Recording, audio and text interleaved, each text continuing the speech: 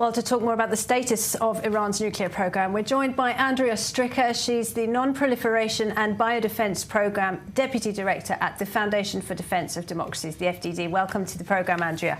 Thank you for joining us. And what do you make of these conflicting accounts of the damage that the IDF has inflicted on Iran's nuclear facilities? You're staying safe. So the Israelis have done some serious damage to the above and below ground nuclear sites. And it is possible that the IAEA does not know the full extent. For example, the damage at the below ground Natanz enrichment facility. They may not have accurate reporting from the Iranians, and obviously the agency doesn't have access at this point in time. And there are reports that the facility has imploded, in fact. And so that would render major stocks of enriched uranium now out of commission, as well as thousands and thousands of centrifuges. So how far away would you say we are from removing the nuclear threat from Iran?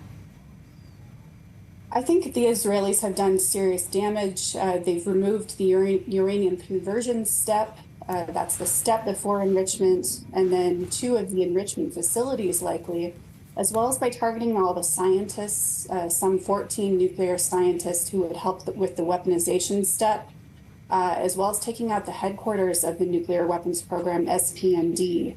But the outstanding question, of course, is Fordow, the deeply buried enrichment facility. And apparently that still stands. There may be some damage to the auxiliary support functions of the plant. And so we can't rule out, especially if Iran is taking steps to withdraw from the NPT, that it could be cranking out weapons-grade uranium at the site as we speak. And this is as we see some reports of wavering from President Trump and his administration on whether or not to assist Israel. Israel says it needs America's help if it is to completely destroy that Fordow program. At the same time, reports that Iran is urgently wanting to end hostilities and return to talks. Do you think that they're acting to try and preserve the Fordow facility? They very may well be.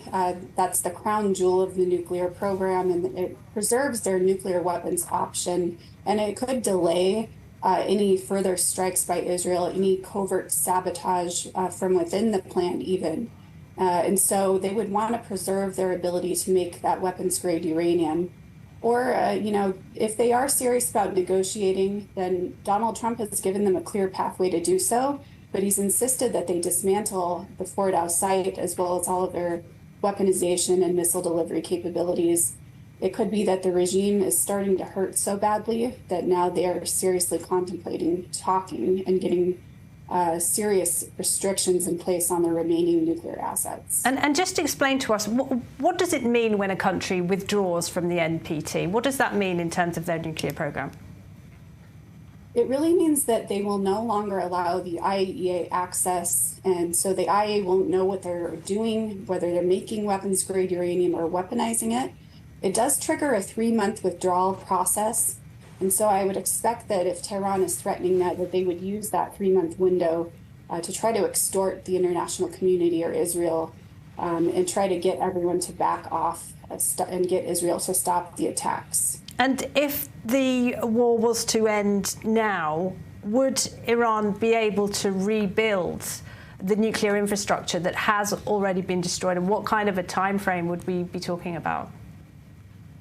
I think at this point, we'd be talking about months to years, even to restore any semblance of a functioning enrichment program apart from what they have at Fordow. And at Fordow, they have the ability to make 9 to 10 nuclear weapons still. So I think they could take a lot of these capabilities deeply underground. We've seen previous countries do that, like Iraq, after they were bombed. And then they could try to cobble together a nuclear weapons effort secretly and try to present the world with that. But it's going to be very difficult at this point. And just on the UN's nuclear watchdog, the IAEA, and how they have handled this over the years, which of course is something that you have covered very closely for a long time. How do you rank their handling of this? Did they underestimate the nuclear threat? Were they misled genuinely by the Iranians, or is it something else? I think the IAEA has done what it could. They can only be as strong as what member states give them the support to do. Certainly, IAEA Director General Grossi has tried to play a brokering role and try to find a negotiated solution.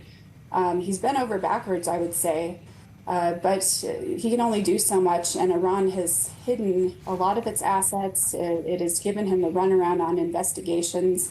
And so, you know, if the international community was not supporting him strongly up until now, was making deals with the regime repeatedly that allowed it to continue its nuclear progress, this is the situation that we're in. It's really a part of everyone that we're here today. Andrea Stricker at the FDD, thank you very much. Thank you.